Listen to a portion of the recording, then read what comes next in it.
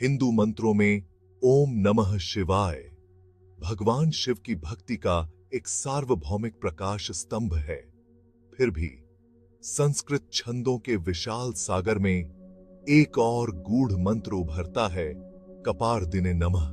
यह मंत्र जबकि कम यात्रा की जाती है, गूढ़ भगवान शिव से जुड़ने की चाह रखने वालों के लिए गहरा महत्व रखता है। यह निबंध कपार दिने नमः की गहराई में उतरता है, इसके अर्थ को उजागर करता है, इसके लाभों की खोज करता है और इसका सही उच्चारण करने के लिए आपका मार्गदर्शन करता है। इस शक्तिशाली मंत्र को समझने और परमात्मा के साथ आपके आध्यात्मिक संबंध को गहरा करने की, इसकी क्षमता को अनलॉक करने की यात्रा पर हमारे साथ जुड़ें। हिंदू आध्यात्मिकता के केंद्र की यात्रा पर जाने के लिए तैयार हो जाइए, जहां प्राचीन ध्वनियां आत्मज्ञान के मार्ग को रोशन करने के लिए अभिसरण करती हैं।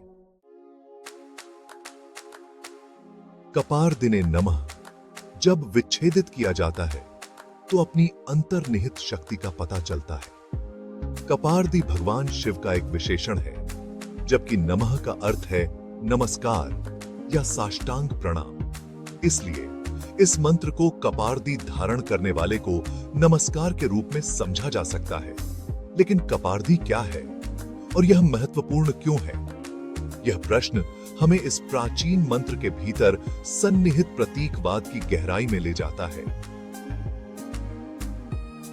कपारदी भगवान शिव द्वारा पहने जाने वाले जटाओं को संदर्भित करता है, जिसे अक्सर उनके जटाओं से पवित्र नदी गंगा के गिरने के साथ दर्शाया जाता है।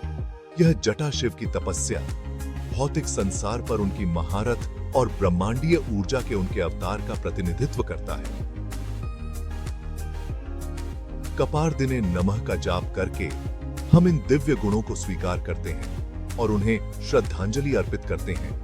खुद को भगवान शिव की परिवर्तनकारी शक्ति के साथ जोड़ते हैं, उनके पैर जित पड़ते हैं।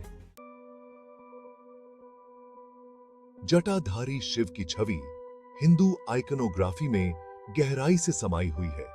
ये केवल बालों के तार नहीं हैं, बल्कि शिव के पारलौकिक स्वरूप के प्रतीक हैं। उनके जटा से बहने वाली गंगा आत्मा की शुद्धि और दिव्य ज्ञान के अवतरण का प्रतिनिधित्व करती है। उनके जटाओं को सुशोभित करने वाला अर्धचंद्र समय और परिवर्तन पर उनके नियंत्रण का प्रतीक है। कपारदी शिव के इन बहुआयामी पहलुओं को समाहित करता है, जो हमें प्रकृति पर उनके प्रभुत्व, सांसारिक इच्छाओं से उनके वैराग्य और सृजन और विनाश के अंतिम स्रोत के रूप में उनकी भूमिका की याद दिलाता है। उन्हें कपारदी के रूप में संबोधित करके हम उनकी सर्वोच्च शक्ति को स्वीकार करते हैं और आध्यात्मिक मुक्ति की ओर अपनी यात्रा पर उनका आशीर्वाद चाहते हैं।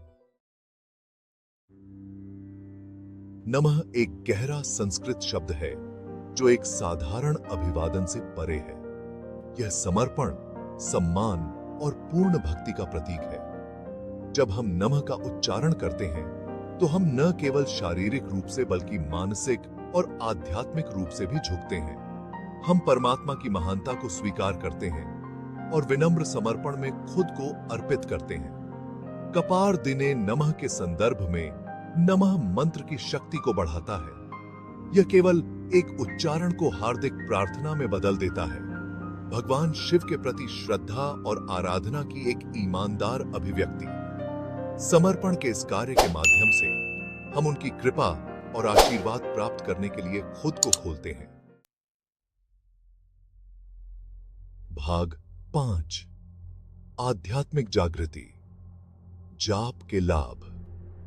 कपार दिने नमः का जप ईमानदारी और भक्ति के साथ करने से गहन आध्यात्मिक जागृति हो सकती है। इस मंत्र द्वारा उत्पन्न कंपन हमारे अंदर गूंजते हैं, सुप्त ऊर्जा केंद्रों को सक्रिय करते हैं और हमें भगवान शिव की ब्रह्मांडीय आवृत्ति के साथ जोड़ते हैं। आध्यात्मिक जागृति की यह प्रक्रिया विभिन्न तरीकों से प्रकट हो सकती है। कुछ लोग जागरूकता की एक उच्च भावना, परमात्मा के साथ एक गहरा संबंध या शांति और शांति की गहरी भावना का अनुभव कर सकते हैं। दूसरों को अपने अंतर्ज्ञान को तेज, अपनी रचनात्मकता को बढ़ाया हुआ या जीवन की चुनौतियों को नेविगेट करने की उनकी क्षमता को मजबूत पाया जा सकता है। अंततः इस मंत्र के जाप के लाभ उतने ही विविध और बहुआयामी हैं जितने स्वयं भगवान शिव। भाग 6। मानसिक स्पष्टता और फोकस, आंतरिक शांति का दोहन। आज की भागम भाग भरी जिंदगी में मन की शांति और मानसिक स्पष्टता बनाए रखना एक मायावी खोज की तरह लग सकता है। इच्छी डांबी आली पापात आहे। कपार दिने नमः का जाप करने का अभ्यास इन अवस्थाओं को प्राप्त करने के लिए एक शक्तिशाली उपकरण प्रदान करता है। मंत्र के लयबद्ध दोहराव से मन की इंसेसेंट बकबक शांत होती है, जिससे क्वाइट स्टिलनेस और स्पष्टता उभरने के लिए जगह बनती है। जैसे ही हम मंत्र की ध्वनि और अर्थ पर ध्यान केंद्रित करते हैं, हमारा ध्यान बाहरी विकर्षणों से दूर अंदर की ओर आकर्षित होता है। जागरूकता के साथ जप करने से आंतरिक शांति और शांति की भावना पैदा होती है, जिससे हम जीवन की चुनौतियों का अधिक समता और ध्यान के साथ सामना कर पाते हैं। भाग 7। उच्चारण के लिए एक गाइड, श्रद्धा के साथ जप करना। कपार दिने नमः की शक्ति का पूरी तरह से उपयोग करने के लिए इसका सही उच्चारण और श्रद्धा के साथ जाप करना आवश्यक है। यहां एक विश्लेषण है। का, कराटे में का के रूप में उच्चारण, पार, पर के रूप में उच्चारण, रासा पर थोड़ा जोर देने के साथ, दी में डी के रूप में उच्चारण, ने के रूप में उच्चारण, न, नमस्ते में ना के रूप में उच्चारण, मह, बुम्मा के रूप में उच्चारण, लंबी भूम्बा जी ध्वनि के साथ मंत्र का धीरे धीरे और स्पष्ट रूप से जाप करें। प्रत्येक शब्दांश के कंपन पर ध्यान केंद्रित करें।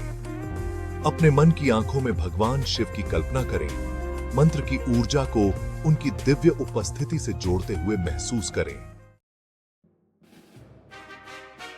भाग 8। ऐतिहासिक और शास्त्रीय महत्व। कपार दिने नमः मंत्र शिव पुराण और लिंग पुराण सहित प्राचीन हिंदू ग्रंथों में अपनी जड़ें जमाता है। ये ग्रंथ इस मंत्र के जाप के गुणों की प्रशंसा करते हैं, आध्यात्मिक मुक्ति और भौतिक कल्याण प्रदान करने की इसकी क्षमता पर प्रकाश डालते हैं। ऐतिहासिक रूप से इस मंत्र को आध्यात्मिक साधकों की पीढ़ियों से पारित किया गया है। इसकी शक्ति सदियों के अभ्यास से पुष्टि हुई है। यह शिव पूजा का एक अभिन्न अंग बना हुआ है, जो भक्तों को भगवान शिव द्वारा सन्निहित दिव्य गुणों की याद दिलाता है। इकाठ है। भाग 9। परमात्मा को अपनाना, मंत्र को एकीकृत करना। कपार दिने नमः को अपने दैनिक जीवन में एकीकृत करने के लिए विस्तृत अनुष्ठानों की आवश्यकता नहीं होती है।